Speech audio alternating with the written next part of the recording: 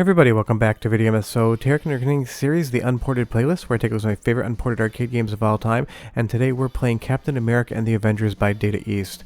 Now, I know what you're thinking, wasn't this ported home? Well, it kind of was, but there's a lot of changes to the home ports, as well as very inferior graphics. So, honestly, in my opinion, the only way to play this game is the arcade original. Before I get too far involved though, do me a huge favor, go down below, hit like and subscribe, and ring that notification bell, definitely helps us out. And if you feel so inclined to want to support the channel, we got a Patreon link down below as well. But Captain America and the Avengers is a super charming beat 'em up that only takes about 20 minutes from start to finish, giving you that bite-sized arcade goodness you're looking for without having to commit too much time. And I absolutely love the art style that Data East picked for this one. All of the backgrounds are super detailed and cartoony, and the characters are very small sprites that are almost kind of that chibi look to them. You get a lot of enemies on screen at once, and you have to beat the ever-loving hell out of all of them. If you've ever played one arcade beat 'em up, you're going to know exactly what's on offer here.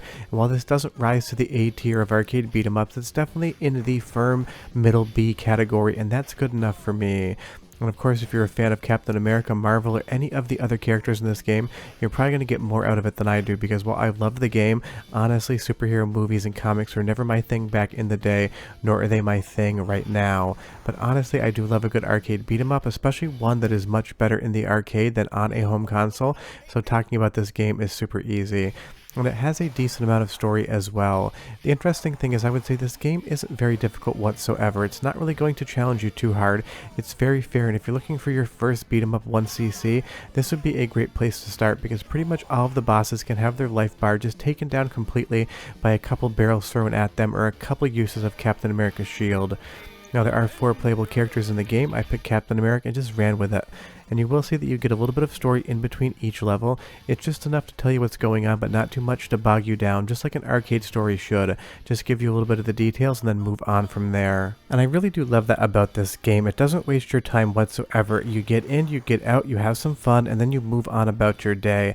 I love arcade games like that, because between making this channel, doing my normal work, and living a normal life, I may only have like 20-30 minutes per night to sit down and actually play any video games for my own personal pleasure.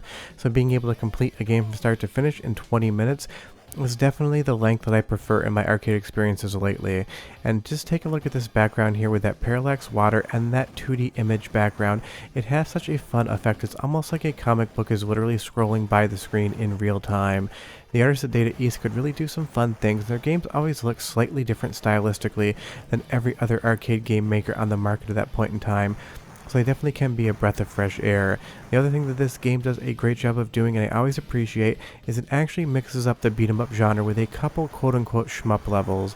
These are definitely not very complex as far as shmups are concerned, but as soon as you feel like maybe you punched one too many guys in the face, it gives you something completely different to do, and you even get to have boss battles in this sort of free-roaming shmup territory here, with this gigantic robot just coming right towards you. And that is a lot of fun. The best designed arcade games, even if they are in one genre, know enough to mix it up so that it keeps the player fresh and engaged. Because honestly, be the 20-minute game, you want to make sure that you're showing people everything you have within like the first 5 minutes. And Captain America and the Avengers does an excellent job of giving you diverse gameplay right off the top and making you wonder what's around the next corner, which really does drive you to continue to put quarters into the machine. And I love talking about games like this, the ones that maybe you remember, maybe you don't, but weren't those Hall of Fame first ballot hits of the arcade, more of the B tier territory. But tell me down below, did you ever play this game back in the day? Did you see it in arcades? I remember this being at my local arcade. It was only there for a few months, and then it quickly disappeared for a new machine. This was not the most successful game when it came out, but it did get those home console ports of varying quality and changes. And as we move on, I would say this game also has an awesome soundtrack, because Data East always had good music in their games. It's maybe not the best they've ever done. I would say that would be the Cliffhanger Edward Randy, but Captain America and the Avengers definitely comes close to that level of quality. So go ahead and listen for like 45 seconds, and I'll come back, tell you more about the history of the game, and show you a lot more of what it has to offer. No!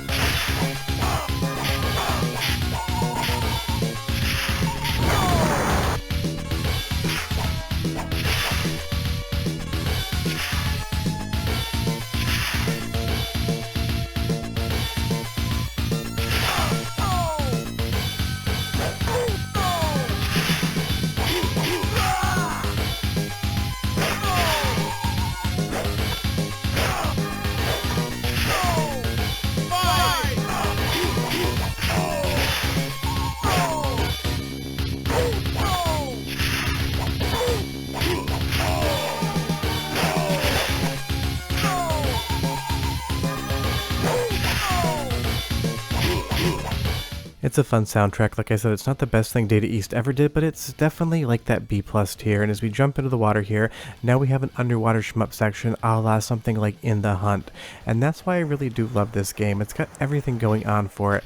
It's got competent beat 'em up mechanics, it changes up what it's doing, and it has a really nice graphical look. Again, with that water in the background, everything scrolling by, it's just so much fun. And you get these gigantic sprites in the boss battles.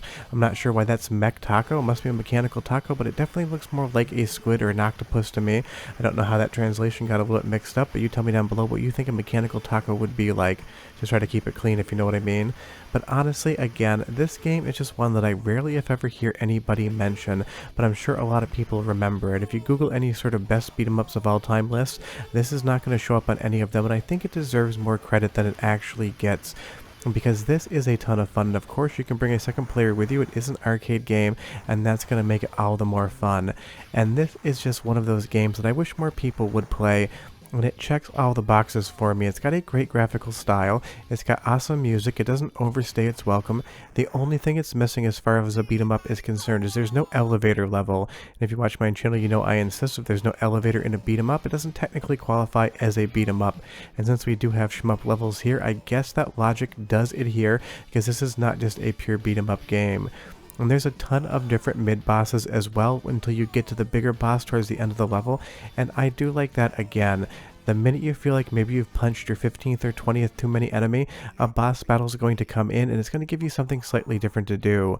And then you pop up into space with another shmup level going through this epic space battle that has a lot of Cho Aniki vibes, at least with the characters spinning around in their space suits. And that's just fun. That's the #1 takeaway of something like Captain America and the Avengers. The entire time you're playing it, you're having fun, you're curious to see what comes next, you're impressed by the graphics, you're enjoying the music, the gameplay is solid, it just has everything for you to feel satisfied after you're done playing the game. And again, I love how often it mixes the levels up. A 45-minute arcade beat 'em up that does nothing but let you beat characters up, even if it is fun, by the end can totally end up feeling stale. But here, this keeps itself fresh and new the entire playthrough, showing you something different basically every 2 to 3 minutes.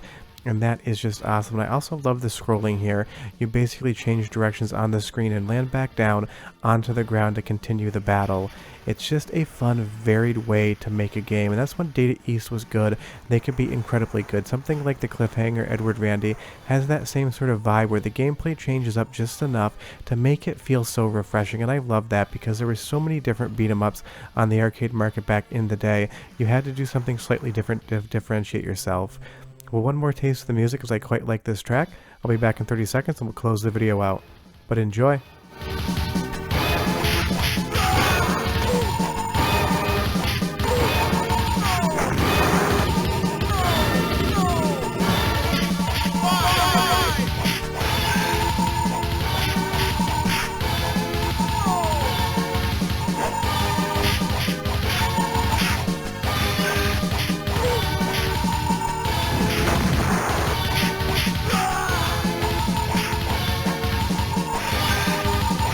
The soundtrack, the sound effects, everything about this game just sells that superhero vibe, and that's really the takeaway. This is the total package when it comes to B-tier beat 'em ups. It's got the graphics, it's got the gameplay, it's got the music, it's got the sound effects, it's got the fun, it's got everything you need to have a fun Captain America beat 'em up. Because obviously Sega and Capcom were the kings of arcade beat 'em ups back in the day, but Data East could make an awesome game, and I've definitely featured a lot of their games in the beat 'em up genre on my channel. And I love that you even get the gigantic mech here one more time in the boss battle. So if you've never played Captain America and the Avengers before, I can't recommend it enough. It doesn't take up too much of your time, it stays new and fresh the entire way through. It's got enough story for an arcade game to make you feel like you understand what's going on, and within 20 minutes you've had a full gaming experience, and then you can just move on and do whatever else you want. Because if you're anything like me, you no longer have 8 hours a day to play video games, even though you wish you did. But if you do, leave me a comment down below. I'm assuming most people are like me and they've got to keep their gaming time limited. And honestly, 99% of my gaming time now goes straight towards the channel. But if you know where there's an arcade cabinet somewhere in the world, I would be curious because I haven't seen this thing for a very long time. I believe Galloping Ghost has one, but otherwise, this is definitely something that you're probably not going to see on the floor. But download it, load it up on MAME, give it a go. Maybe one day it'll be on Mr. FPJ, that would be awesome. But for now, it's original arcade board or emulation. After that, we are done, and I'll see you guys next time. Bye-bye.